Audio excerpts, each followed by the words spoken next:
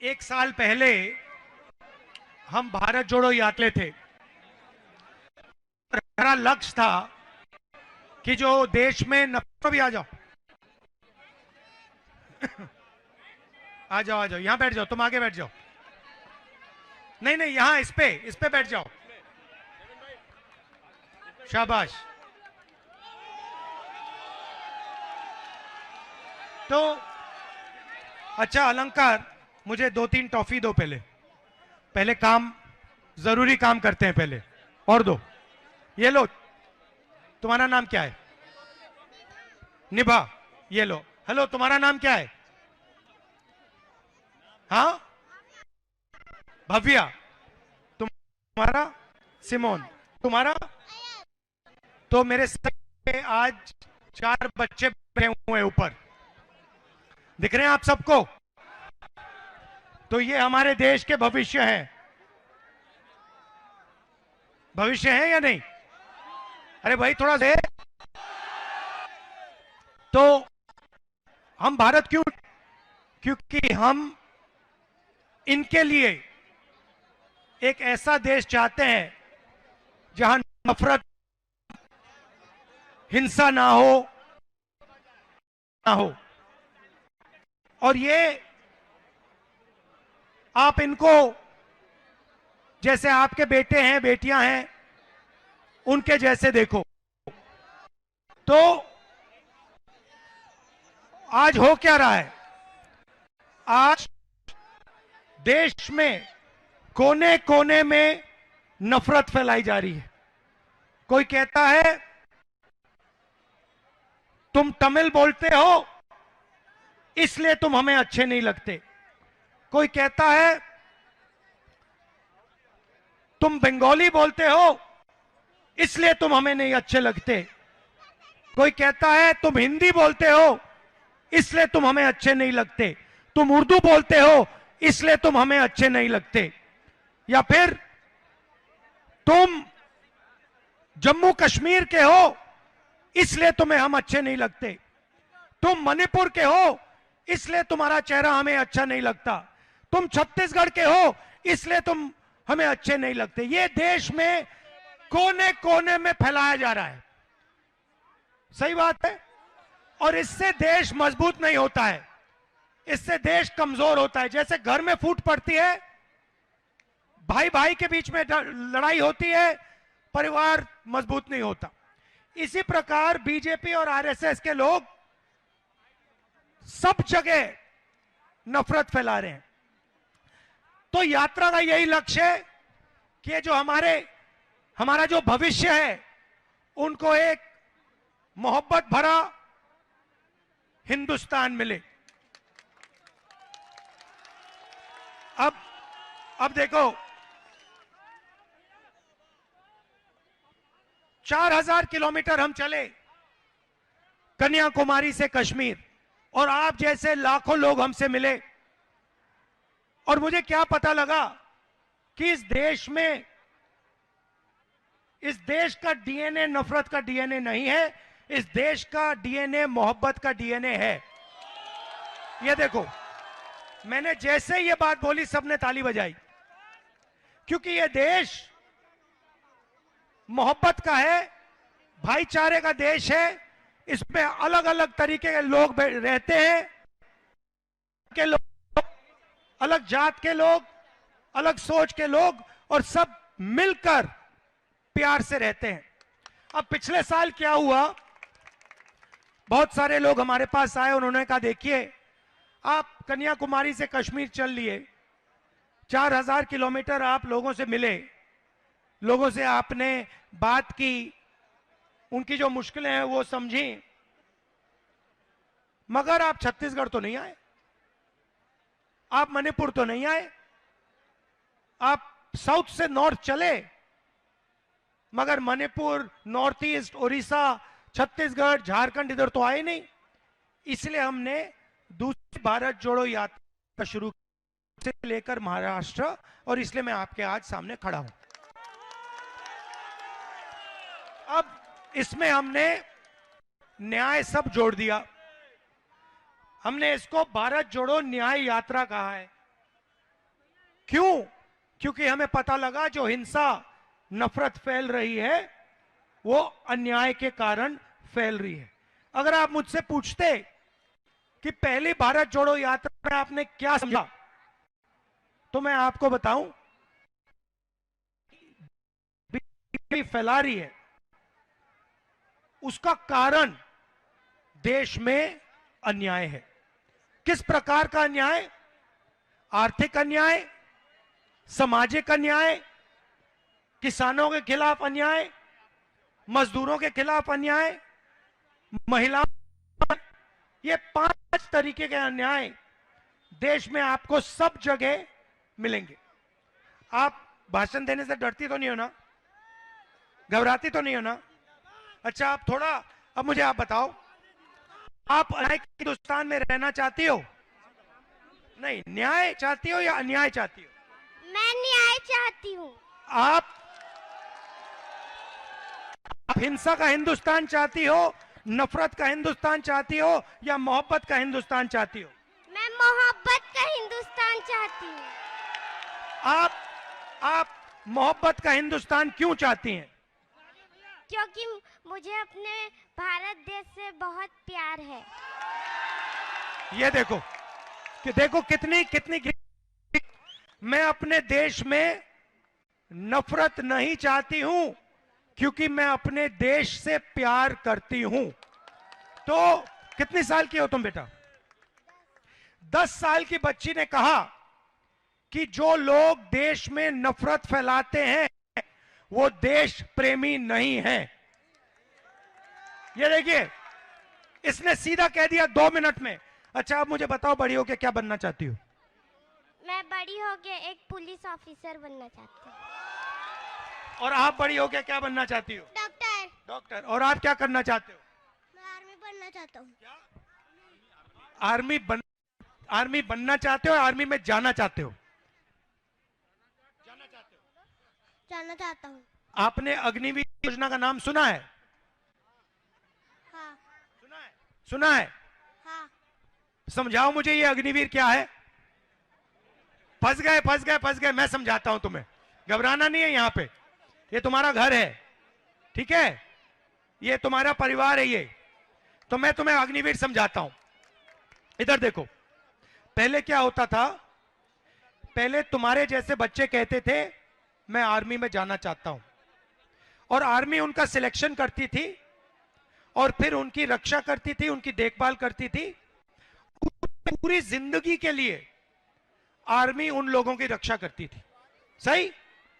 अब अग्निवीर योजना मोदी जी लाए हैं, बीजेपी लाई है। उसमें उन्होंने कहा कि हम 4 साल के लिए युवाओं को सेना में लेंगे। 4 साल के बाद 3 में से 4 बच्चों को, युवाओं को हम वापस घर भेज देंगे। उनकी कोई रक्षा होगी, उनकी कोई देखभाल नहीं होगी।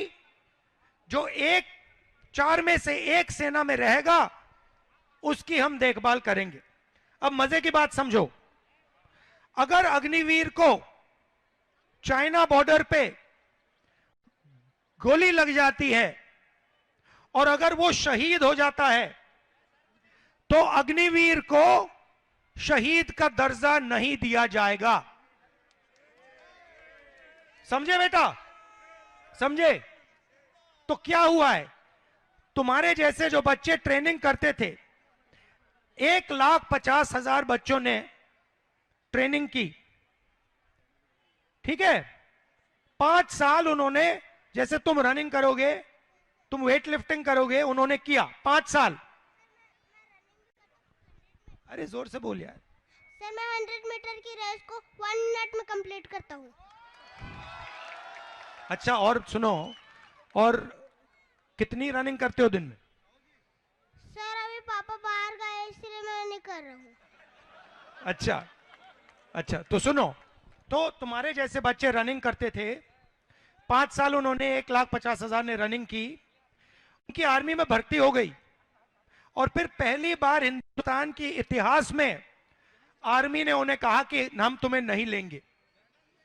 1,50,000 युवा देश में भटक रहे हैं, उनकी भर्ती हो गई थी, कहा गया है कि तुम्हें हम नहीं लेंगे, ना तुम्हें हम आर्मी में लेंगे, ना तुम्हें हम अग्निवीर योजना में लेंगे, तुम जानो तुम्हारा काम जाने। तुम्हारे अंदर ये जो भावना थी, देशभक्ति की भावना थी, उसके बारे में हमें कोई इंटरेस्ट नहीं है।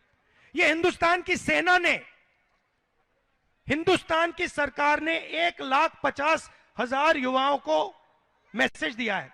और मैंने उनसे क्या कहा, मेरे से मिले, मेरे सामने रोए, मैंने उनसे कहा तुम घबराओ मत, 1,50,000 युवा तुम जिनको आर्मी ने बाहर फेंका है, तुम घबराओ मत, हम तुम्हारा मुद्दा उठाएंगे और या इलेक्शन दिलवाएंगे या फिर तुम्हें आर्मी में भर्ती करवा के दिखाएंगे।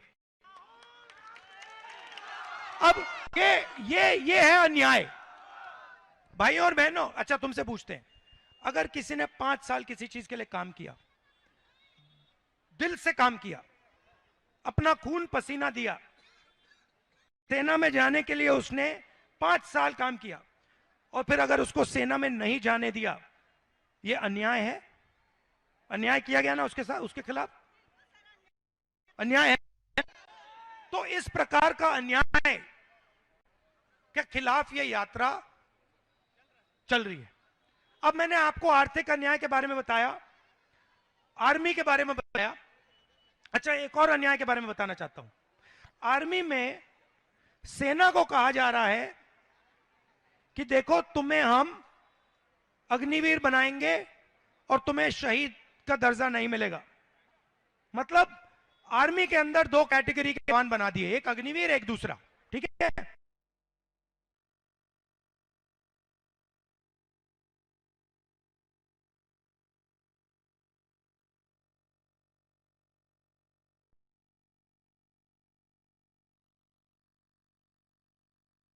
कि कंपनियां से खरीदे जा रहे हैं। आप ये बात जानते हो? नहीं। हिंदुस्तान ने ड्रोन खरीदा, कॉन्ट्रैक्ट अदानी जी की कंपनी को गया। हिंदुस्तान ने राइफल खरीदी, कॉन्ट्रैक्ट अदानी जी की कंपनी को गया। हिंदुस्तान पहले राइफल बनाता था, ऑर्डिनेंस फैक्ट्री बनाती थी, उधर से कॉन्ट्रैक्ट, पब्लिक सेक्टर यूनिट से कॉन्ट्रैक्ट छीनकर अदानी जी की कंपनी को दिया गया। लिस्ट है भैया, एक के बाद एक, एक के बाद एक, एक के बाद एक। अदानी को हिंदुस्तान की रक्षा के लिए जो वो सारा का सारा सारे के सारे कॉन्ट्रैक्ट अदानी जी को दिए जा रहे। मैंने इसके बारे में भाषण दे दिया, पार्लियामेंट हाउस में मैंने दे दिया भाषण। मुझे पार्लियामेंट से हटा दिया, मेरी लोकसभा की मेंबरशिप रद्द कर दी, मेरा घर ले लिया। मैंने उनसे कहा देखो घर ले लो, मुझे कोई फर्क नहीं पड़ता, ले लो अपना घर, मुझे नहीं घर चाहिए। मेरे पास हिंदुस्तान में लाखों घर हैं, छत्तीसगढ़ में लाख घर हैं। मेरा घर छत्तीसगढ़ के हर नागरिक के दिल के अंदर है, मेरे को कोई घर की जरूरत नहीं। तो ये देखो, ये हुआ आर्थिक अन्याय। अब मैं आपको सामाजिक अन्याय के बारे में बोलना चाहता हूं। हम आदिवासी कहते हैं, बीजेपी ने इनके लिए न्याय डाला। वनवासी, आदिवासी का मतलब वो लोग जो सबसे पहले मालिक थे। हम कहते हैं आदिवासियों को कि भैया आप देश के सबसे पहले मालिक हो। उन्होंने उनका नाम बदल दिया, कहते हैं तुम आदिवासी नहीं हो, तुम वनवासी हो, तुम पहले मालिक नहीं हो, तुम वो लोग हो जो जंगल में रहते हो। बात समझ आई?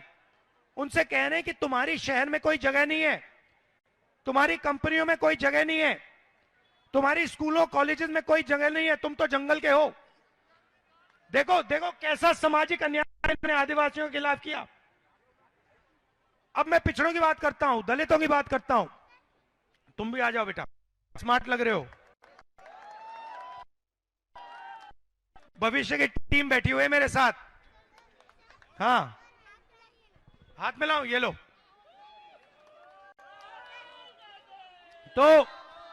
तो पिछड़ों से क्या कहते हैं ये? मैंने कहा पार्लियामेंट हाउस में, कहा देखिए ऐसे करते हैं, देश को पता होना चाहिए इस देश में दलित कितने, आदिवासी कितने, पिछड़े कितने। ये क्यों जरूरी है भैया? ये क्यों पता होना चाहिए, बताओ मुझे। नहीं नहीं, आप नाम क्या आपका?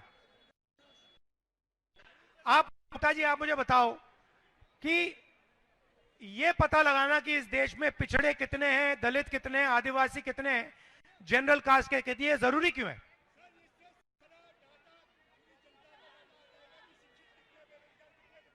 तो जो आपने बोला मैं माइक में बोल देता हूं, इससे सबको पता लग जाएगा कि किस जात के पास क्या क्या है, कितना धन है, कितनी नौकरियां हैं, कितनी कितनी देश की भागीदारी है। सहमत हो ना? मोदी जी सहमत नहीं है।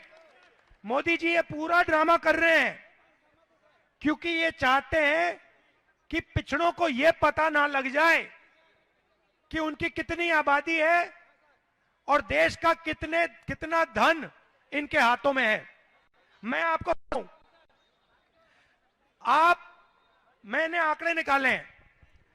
आप हिंदुस्तान की 200 सबसे बड़ी कंपनी देख लो, अदानी, अंबानी, टाटा, बिरला, ये सब देख लो, ठीक है? इसका ना एक मालिक, ना एक मैनेजमेंट टीम का व्यक्ति पिछड़ा है, दलित है, आदिवासी है। इसमें कोई पिछड़ा नहीं है, कोई दलित नहीं है, कोई आदिवासी नहीं है।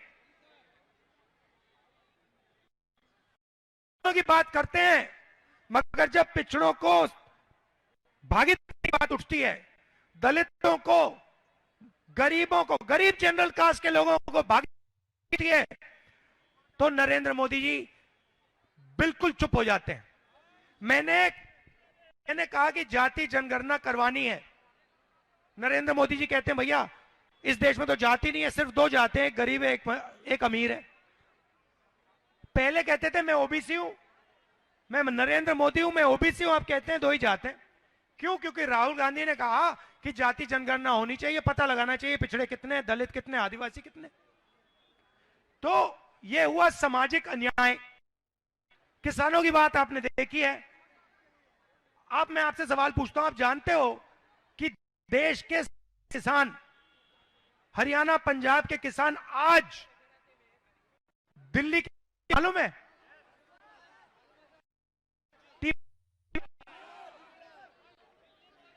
तो उनके खिलाफ अन्याय हो रहा है, मजदूरों के खिलाफ अन्याय हो रहा है, पब्लिक सेक्टर के खिलाफ अन्याय हो रहा है, ड्राइवरों के खिलाफ अन्याय हो रहा है। ट्रक ड्राइवर्स के साथ इन्होंने पता है क्या किया? जानते हो क्या किया? बिना पूछे 10 लाख रुपए जुर्माना सीधा ट्रक ड्राइवर से। हाँ, तो जहां भी देखो ये करते रहते हैं। मणिपुर को जला दिया। भाइयों और बहनों, में मणिपुर गया, वहां पे आग लगी हुई है, वहां पे भाई भाई को गोली मार रहा है, कोई सरकार नहीं दिख रही वहां पे, और प्रधानमंत्री आज तक मणिपुर नहीं गए। हजारों लोग वहां, घर जल गए, लोग मारे गए, आज तक चल रहा है, वो हो गया। मैं आपको बताता हूं, मैं गया वहां पे, एक मेती और एक कुकी समाज है। अब हिंदुस्तान, मणिपुर की हालत आप समझो, एक कुकी समाज है, एक मेती समाज है, इनको बीजेपी ने इनमें आग लगा दी। मैं गया, कोई राजनेता वहां नहीं गया, वहां गोली चल रही है, मैं वहां गया। सरकार ने कहा देखिए रिस्क है, गोली लग जाएगी। मैंने कहा लगने दो, मैं देखता हूं, ठीक है। उसके बाद मैं गया, ठहर जाओ, मैं गया, मेती समाज ने मुझे बुलाया और कुकी समाज ने मुझे बुलाया। सुनो, डिस्टर्ब मत करो। मेती समाज ने बुलाया, कुकी समाज ने बुलाया। जैसे ही मैं मेतियों के पास गया, उन्होंने कहा देखिए आपको हम चाहते हैं, मगर ये सिक्योरिटी वाले दिख रहे हैं, अगर आपकी सिक्योरिटी में कुकी समाज का हमें कोई मिल गया तो हम उसे वहीं गोली मार देंगे। हमने अपनी सिक्योरिटी में से कुकी समाज के लोगों को निकाला, फिर हम अंदर गए। उसके बाद उनके मिलने के बाद हम कुकी समाज के पास गए, उन्होंने भी हमें बुलाया। जैसे हम उनके पास पहुंचे वो हमें कहते हैं देखिए आप आइए, मगर आपकी सिक्योरिटी में मेते समाज का कोई मिला उसे हम गोली से उड़ा देंगे, आप मेते समाज के लोगों को अपनी सिक्योरिटी से उतारो। हमने मेते समाज के लोगों को अपनी सिक्योरिटी से उतारा, तब हम अंदर गए। मतलब सरकार का वहां कोई कंट्रोल नहीं है, कोई कंट्रोल नहीं है। वहां पे सिविल वॉर युद्ध चल रहा है। ना मोदी जी गए, ना बीजेपी का वहां कोई नेता जा पा रहा है। आग लगी हुई है। क्यों? क्योंकि औरत फैला दी, एक दूसरे को लड़ा दिया, जला दिया।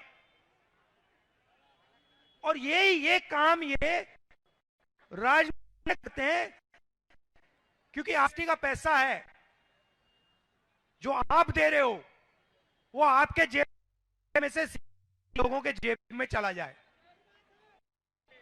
आपका नाम क्या है? ये जो हाँ आपका नाम प्रवीण गुप्ती। ये आपने शर्ट खरीदी ना? प्रवीण गुप्ता जी आप खरीदी, ये कितने की खरीदी आपने? 340 रुपए की खरीदी। नहीं लगा आपके जेब से गया, सही बात है। अब मुझे बताओ गुप्ता जी, अगर यही शर्ट अदानी जी ने खरीदी होती, उनके जेब में से कितना जीएसटी जाता? उतना ही आता जितना आपके जेब से गया ना। ये न्याय है या न्याय है? आप अरबपति थोड़ी हो। आपके जेब में से जितना जा रहा है उतना अदानी की जेब में से जा रहा है। आप टैक्स भर रहे हो, जीएसटी भर रहे हो, सारे के सारे गरीब से गरीब व्यक्ति। गुप्ता जी तो दुकान चलाते हैं, अक्षय गुप्ता जी दुकान चलाते, थोड़ा पैसा है इनके पास। मगर अगर मजदूर, देश का सबसे गरीब मजदूर यही शर्ट खरीदे, उसके जेब में से भी 18% जाएंगे। यह अन्याय हो रहा है। और वो अगर ठीक है, अगर पैसा गुप्ता जी की दुकान को चलाने के लिए जाता और गुप्ता जी अगर 10, 15, 20 लोगों को रोजगार दे पाते तो वो अलग बात। यहां क्या हो रहा है, सारे के सारे लोगों से पैसा जा रहा है अदानी जी की जेब में। भैया मुझे फोन देना है, ये फोन जो है ना चाइना का है, ठीक है। इस फोन को यहां हिंदुस्तान में अंबानी जैसे व्यक्ति ने बेचा है, सही? अब देख लो, अंबानी ने बेचा है, अदानी ने बेचा है। इस फोन से चाइना के युवाओं को रोजगार मिला, इस फोन से हमारे एक भी, मैं देखता हूं रिकॉर्डिंग चालू है, शाबाश। इसमें ये मेड इन चाइना फोन है, इससे चाइना के युवाओं को रोजगार मिला। अंबानी को पैसा मिला और चाइना के युवाओं को पैसा मिला। चाइना के प्रोडक्ट को अंबानी ने इधर बेचा और उसको पैसा मिला, दोनों को। मैं चाहता हूं कि सबसे पहले ये जो फोन बने, ये छत्तीसगढ़ में बने, यहां पे, ठीक है। और ये गुप्ता जी जो बैठे हैं, एक दिन ये सोचे कि यार मैं अब दुकान चलने से थक गया हूं, मुझे दुकान नहीं चलानी, मुझे सेलफोन बनाना है। और ये एक दिन सेलफोन की फैक्ट्री खोले और हिंदुस्तान के बैंक इनको बैंक लोन दें और ये चाइना से कंपटीशन करें। आज अगर ये सपना देखें कि ये बैंक से मतलब सेलफोन बनाने के लिए पैसा लेना चाहते हैं, इनको धक्के मार के बैंक बाहर फेंक देगा, कहेगा भैया हम तो अदानी को पैसा देते हैं, आपको नहीं देंगे। तो ये चल रहा है देश में। अब दुख की बात क्या है कि मीडिया में आपको यह नहीं दिखेगा, किसान मर जाए, छोटे व्यापारी मर जाए, छोटे बिजनेस वाले मर जाए, मजदूर मर जाए, आपको मीडिया में नहीं दिखेगा। मीडिया में आपको क्या दिखेगा? अदानी जी के बच्चों की शादी, अंबानी जी के बच्चों की शादी, उसमें आपको ऐश्वर्या राय जी नाचती हुई दिखेंगी, अमिताभ बच्चन जी वहां पे दिखेंगे, आपको वर्ल्ड कप दिखेगा। सही बात है, आपको वर्ल्ड कप दिखेगा, वर्ल्ड कप में क्रिकेट चलेगा, वो भी भैया अडानी का अंबानी का। तो सब जगह आपको ये बड़े बड़े उद्योगपति, 3-4 बड़े बड़े उद्योगपति दिखेंगे। आपको चाइना का पूरे देश में माल दिखेगा, आपको बेरोजगारी दिखेगी, आपको भूखे लोग दिखेंगे, आपके छोटे बिजनेस वाले वो सब खत्म हो रहे हैं। डिमोनेटाइजेशन, जीएसटी जो किया, इसलिए भाइयों और बहनों हम सीधा आपके पास आ गए। मीडिया हमारी बात नहीं उठाती, इसलिए हम आए आपके पास कि भैया जनता सीधी सुन लेगी बात। अब आप बच्चों का मैं धन्यवाद करना चाहता हूं। अच्छा, अब आप दो तीन शब्द कहेंगी? चलो चलो चलो, कहना है, डरना नहीं है, 2-3 जो भी दिल में है। अच्छा, अपने भाई के बारे में बताओ। आपका भाई कैसा है? भाई नहीं। अच्छा, मामा पापा क्या करते हैं? मेरी मम्मी एक टीचर है और मेरे पापा एक दुकान चलाते हैं। किस चीज की दुकान है? मेरे पापा एक कहते हैं मोहब्बत की दुकान है। तो अंत में यही कहने आया हूं, देखिए हम नफरत के बाजार में हम सब मोहब्बत की दुकान खोल रहे हैं।